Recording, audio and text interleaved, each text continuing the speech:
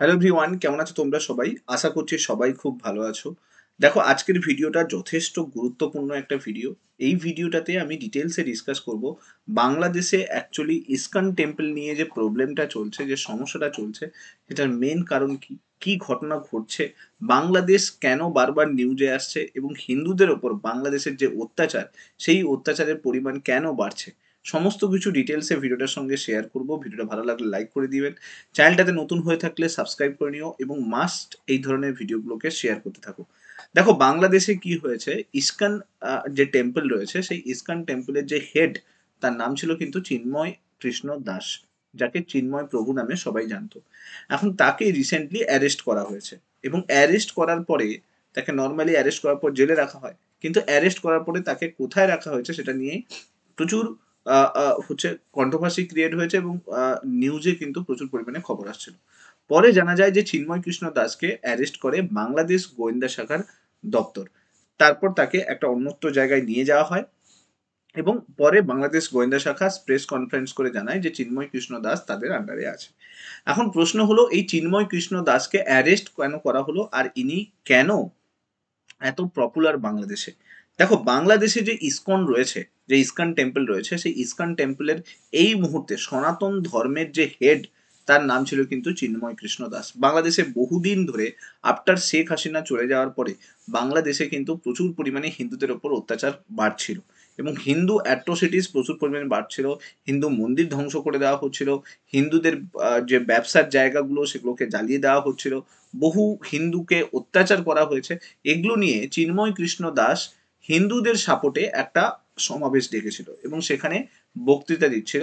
পরবর্তীকালে ওখানকার যে বিভিন্ন নেতারা রয়েছে, রাজনৈতিক নেতারা রয়েছে, তারা চিন্ময় কৃষ্ণ দাসের নামে একটা পুলিশে এফআইআর করে এবং পুলিশে বলে যে চিন্ময় কৃষ্ণ দাস সবাইকে বাংলাদেশের এগেনস্টে কিন্তু ভড়কাচ্ছে এবং বলতে পারো যে বাংলাদেশের সম্বন্ধে বিভিন্ন ধরনের বিরোধী বক্তৃতা কিন্তু দেওয়া স্টার্ট করেছে। যার কারণে পুলিশ পরবর্তীকালে চিন্ময় কৃষ্ণ দাসকে গ্রেপ্তার করে নিয়ে যায়। আর চিন্ময় কৃষ্ণ দাসকে গ্রেপ্তারের পর থেকে বাংলাদেশে অ্যাট্রোসিটিজের যে পরিমাণ, সেটা কিন্তু ধীরে ধীরে বাড়তে থাকে, কারণ হিন্দুরা রাস্তায় নেমে আন্দোলন করতে থাকে এবং হিন্দুদের ওপরে অত্যাচারও কিন্তু বেড়ে যায়। হিন্দুদের অত্যাচারের যে এই খবর, সেটা কিন্তু ভারতে ছড়াতে বেশি সময় লাগেনি। চিন্ময় কৃষ্ণ প্রভুকে গ্রেপ্তারের পর প্রতিবাদে হিন্দুরা কিন্তু রাস্তায় নামে এবং চরম অরাজকতার সৃষ্টি হয়, তাদের উপরে অত্যাচার করা হয়। একটা জায়গাতে আন্দোলন হচ্ছিল, সেখানে 200-300 জন লাঠি সোটা নিয়ে এসে অ্যাটাক করে এবং সেখানে বহু জনকে, 25 থেকে 30 জনকে আহত করে। ঠিক আছে? মেইনলি চিন্ময় কৃষ্ণ দাসকে গ্রেপ্তারের পেছনে যেটা বলা হচ্ছে যে হিন্দুদের সমর্থনের জন্যই কিন্তু তাকে গ্রেপ্তার করা হয়েছে এবং তাকে যে মামলায় গ্রেপ্তার করা হয়েছে সেটা হলো রাষ্ট্রদ্রোহের কারণে তাকে গ্রেপ্তার করেছে, অর্থাৎ বাংলাদেশের এগেনস্টে কথা বলার জন্য তাকে গ্রেপ্তার করা হয়েছে। এখন ইসকনের এই গ্রেপ্তারির পরে, মানে ইসকনের যে এই প্রধানের গ্রেপ্তারির পরে, বাংলাদেশ থেকে পুরো ঝড় কিন্তু ইন্ডিয়াতে এসে পড়ে এবং ইন্ডিয়া এতে হচ্ছে কনসার্ন, ইন্ডিয়ার যে মিনিস্ট্রি অফ এক্সটার্নাল অ্যাফেয়ার্স রয়েছে তারা কনসার্ন জানায় এবং তারা বলে যে বাংলাদেশে যে ধরনের ঘটনা ঘটছে, বাংলাদেশের গভর্নমেন্টের উচিত ইমিডিয়েটলি কিন্তু স্টেপ নেওয়া। কিন্তু সেই কোনো স্টেপ নেওয়া হয় না। পরের দিন, নেক্সট দিন, যখন চিন্ময় কৃষ্ণ দাসকে কোর্টে নিয়ে যাওয়া হচ্ছিল, তার যে উকিল ছিল, তাকে, সেই উকিলকে কোর্টের মধ্যেই কিন্তু কিছু মানুষ এসে এমন মারার কারণে সেই উকিল কিন্তু মারা যায়। তারপরে গিয়ে তার যে জামিন, সেটা কিন্তু নাকচ করে দেওয়া হয়। তার মানে বলতে পারো যে হিন্দুদের ওপরে যে অত্যাচার, সেটা বাংলাদেশে কিন্তু প্রচুর পরিমাণে বাড়ছে, ধীরে ধীরে কিন্তু প্রচুর পরিমাণে বাড়ছে। এখানে তোমরা নিউজও দেখতে পাবে যে এখানে লেখা আছে যে lawyer hack to death amid clash during ISKCON priest bail hearing. তো এখানে মোহাম্মদ ইউনুস, যাকে বলা হয়েছিল যে শেখ হাসিনার পরে যে বাংলাদেশকে ইন্ট্রিম গভর্নমেন্ট রান করাচ্ছিল বা বাংলাদেশকে ভালোভাবে কন্ট্রোল করার চেষ্টা করছিল, সে কিন্তু কমপ্লিটলি ফেল হয় এবং বলতে পারো যে প্রচুর কিন্তু হিন্দুদের ওপর অত্যাচার হচ্ছে।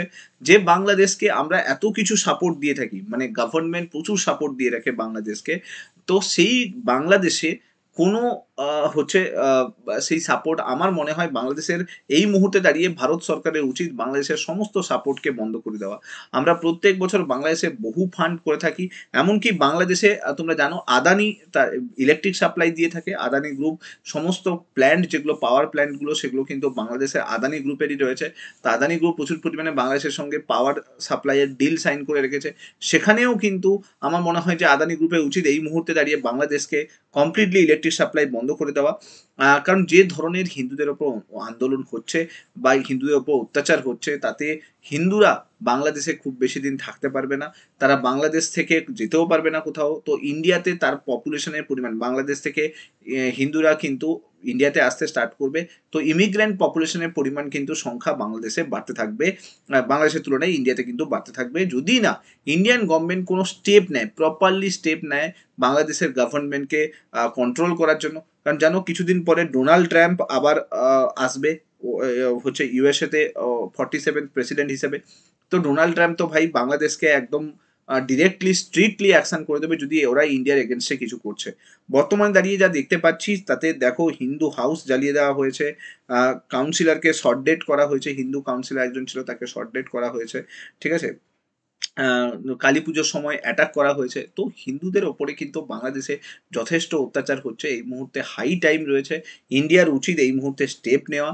চায়না অলরেডি বাংলাদেশকে জানিয়েছে যে ইসলামিস্ট অ্যালার্ম কিন্তু এই মুহূর্তে চলছে ইন্ডিয়াতে। এই মুহূর্তে অ্যান্টি হিন্দু ওয়েব ক্রিয়েট হচ্ছে, যেটা বাংলাদেশের যে অ্যান্টি হিন্দু ওয়েব সেটা কিন্তু মোটেও ঠিক নয়। চায়নার তরফ থেকে অলরেডি একটা স্টেটমেন্ট বাংলাদেশকে জানানো হয়েছে। ইন্ডিয়া অলসো কিন্তু সেই স্টেটমেন্ট বাংলাদেশকে জানিয়েছে। বাংলাদেশের বহু মানুষ বিভিন্ন ধরনের প্রেস কনফারেন্সের মাধ্যমে জানাচ্ছে যে বাংলাদেশে এই মুহূর্তে কোনো ল অ্যান্ড অর্ডার নেই, হিন্দুদেরকে টার্গেট করা হচ্ছে এবং হিন্দুদের ওপর অত্যাচার করার চেষ্টা করা হচ্ছে। তো এই যে পুরো ব্যাপারটা, এইটা পুরোটা নিউজে আছে এবং আমার মনে হয় যে এই মুহূর্তে দরকার যে আহ, ইন্ডিয়ার উচিত এই মুহূর্তে দাঁড়িয়ে বাংলাদেশকে ইমিডিয়েটলি কিন্তু একটা থ্রেট দেওয়ায়। দেখো বাংলাদেশকে চাইলেই ইন্ডিয়া যে কোনো সময় অ্যাটাক করেও সমস্ত কাজ সামলাতে পারে, কিন্তু অ্যাটাক করাটা তো ঠিক নয়। বেসিক্যালি এখানকার যে পলিটিক্যাল সিচুয়েশন, সেই পলিটিক্যাল সিচুয়েশনও অলরেডি আনস্টেবল অবস্থায় রয়েছে। শেখ হাসিনা চলে যাওয়ার পরে এটা ভাবা হচ্ছিল যে মোহাম্মদ ইউনূস এসে হয়তো ইন্ট্রিম গভর্নমেন্ট সামলে হয়তো নতুন বাংলাদেশকে আমরা খুঁজে পাবো, কিন্তু সেই নতুন বাংলাদেশ কোথায়? বাংলাদেশ এখন কাঙাল দেশে পরিণত হয়েছে। তো যা সিচুয়েশন চলছে সেই সিচুয়েশন মোটেও ভালো নয়। এই মুহূর্তে দরকার গভর্নমেন্টের প্রপার স্টেপ। কারণ দেখো কোথায় অ্যাটাক করছে? হিন্দুদের অ্যাটাক করছে। হিন্দুদের কাদের? ইসকনকে অ্যাটাক করছে, যে ইসকন বাংলাদেশে বহু হাজার হাজার মানুষের প্রত্যেক দিনের খাওয়ার মেটায়। কারণ ইসকন তোমরা জানো প্রচুর পরিমাণে ফুড ডিস্ট্রিবিউশন করে। ইসকনে যদি কেউ গিয়ে থাকো তাহলে তুমি বুঝতে পারবে ওখানে কতটা মানুষ ধার্মিক হয়, কতটা শান্ত থাকে এবং মানুষ হচ্ছে খাওয়ার পায় এখানে। দিন রাত্রি ইসকন কিন্তু সবার জন্য খাওয়ার সার্ভ করে। যে কোনো ধরনের ডিজাস্টারে ইসকন থেকে তুমি সেখানে খাবার দেওয়া হয়। তো এরা সব জায়গাতে ভালো কাজই করছে, খারাপ কিছু করছে না। এখন সেই ভালো কাজের জন্য যদি তাদেরকে মার খেতে হয়, যদি তাদেরকে অ্যারেস্ট করা হয়, যদি তাদেরকে মেরে দেওয়া হয়, তো এটা মোটেও কাম্য নয়। এই মুহূর্তে দরকার গভর্নমেন্টের প্রপার স্টেপ। হোপফুলি এই রিলেটেড যা কিছু ইনফরমেশন আসবে আমি তোমাদের সঙ্গে আবার শেয়ার করব। ভিডিওটা ভালো লাগলে লাইক করে দিও, চ্যানেলটাতে নতুন হয়ে থাকলে সাবস্ক্রাইব করে নিও। আর যদি তোমরা এই চ্যানেলটাতে ভিডিওগুলোকে দেখছো তাহলে ভিডিওর কমেন্টে জানিও তোমাদের opinion. Thank you so much. Next ভিডিওতে তোমার সঙ্গে আবার দেখা হচ্ছে। Till then, bye by.